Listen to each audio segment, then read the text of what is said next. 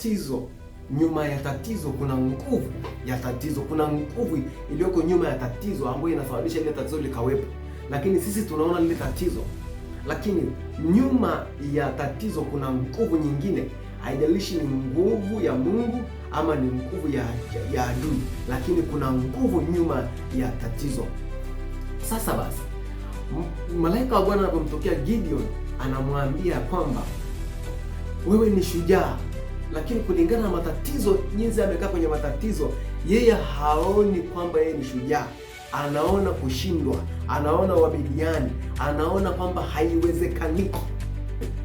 Vivyo hivyo pia Gideon naye alitafuta mahali pazuri ambapo pana kivuli, akatafuta mahali pake pa kuficha vitu vyake, lakini akasahau ya kwamba yuko Mungu mbinguni anayesikia maombi, yuko Mungu mbinguni anayekutazama, yuko Mungu mbinguni aliyekuumba. Haya, akasahau hilo.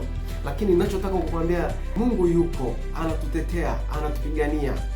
Na mara zote unapoona unapita katika nyakati kama hii, jua, anza kusoma viashiria ya kwamba je, kwa nini ninapata mashaka? Kwa nini ninapata hofu? Je, kwa nini ninapata shida? Au kwa nini shida hii ninaitetemekea kuliko shida yenyewe? Anza kufikiria vitu kama hivyo. Kwa hiyo wakati ninapoendelea kutafakari, ndio ninapoja kugundua kwamba shida si shida, bali mimi nimekuwa sehemu ya ile shida yenyewe. Kwa hiyo nahitaji kuchukua hatua ya kutafuta uso wa Mungu ili ile shida initoke. Haleluya, jina la Bwana libarikiwe. Sasa ninakuweka tu msingi huu upate kuelewa kwamba unapopatwa na tatizo, siku zote iko nguvu iliyoko nyuma ya hiyo shida.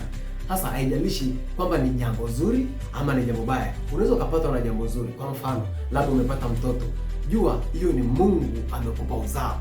Lakini unaposema kwamba labda umepatwa na mabaya ni mabaya tu, kuna mkono wa adui nyuma yake, basi labda kwa namna moja ama nyingine, nataka kukuambia waweza kupita katika utumwa, unaweza kupita katika hali ngumu, unaweza kupita katika uchungu. Hata akija mtu akakueleza kwamba Bwana yu pamoja nawe, ukakataa, ukapinga.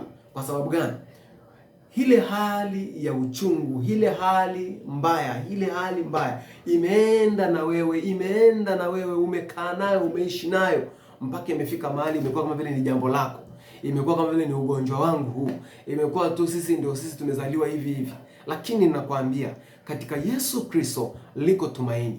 Usifike mahali pa kukata tamaa na kuvunjika moyo na kuipa nafasi. Na ngoja nikwambie, ukisoma habari hizi unakuta kabisa Gideon anaambiwa pale mwanzo kwenye mstari wa 13, anaambiwa Bwana yu nawe. Mstari wa kwanza anaambiwa Bwana yu nawe, lakini akahakikishiwa na akatoa sadaka.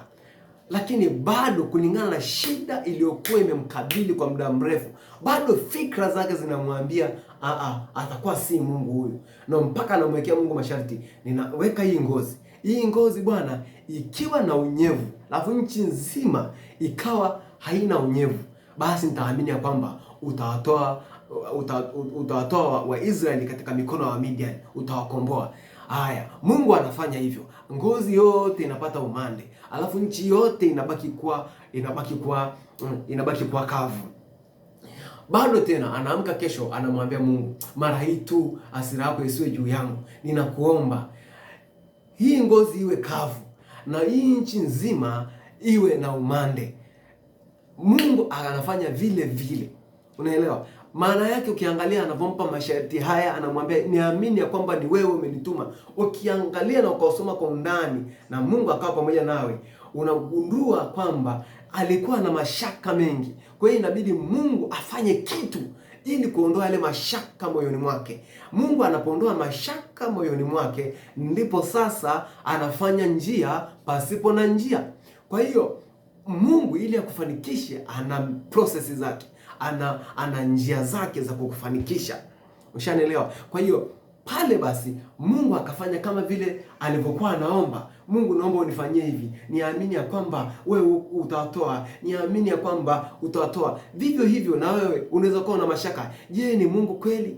Je, huyu mtumishi anaongea na mimi, je, ni wa Mungu kweli? Je, nimsikilize ama sisimsikilize? Sikiliza, Mungu anatumia vitu vile vidhaifu, vile vitu vilivyodharauliwa kuviaibisha vile vitu vyenye nguvu. Na mimi ninachotaka kukuambia mtu wa Mungu, Yesu Kristo anakupenda na ndio maana anakuletea habari hizi njema. Na majira haya ni mazuri sana. Usiogope wala usifadhaike. Twende pamoja nasi katika mfululizo huu ili Mungu akupe maarifa kupitia mtumishi wake ya kwamba hapo ulipo si mahali pako. Ana mpango mwema na wewe. Atakutoa hapo ulipo. Anasema, najua mawazo nayokuwazia wewe ni mawazo mema, tena ya amani, kukupa tumaini siku zako za mwisho. Yesu Kristo anakupenda mno. Haleluya. Jina la Bwana libarikiwe. Kwa hiyo usifikirie namna gani ambavyo jambo limekuweka njia panda. Usifikirie namna gani ambavyo umekaa muda mrefu katika majaribu. Jaribu si la kudumu, ni la kupita tu. Yesu Kristo atakuvusha hapo ulipo. Haleluya.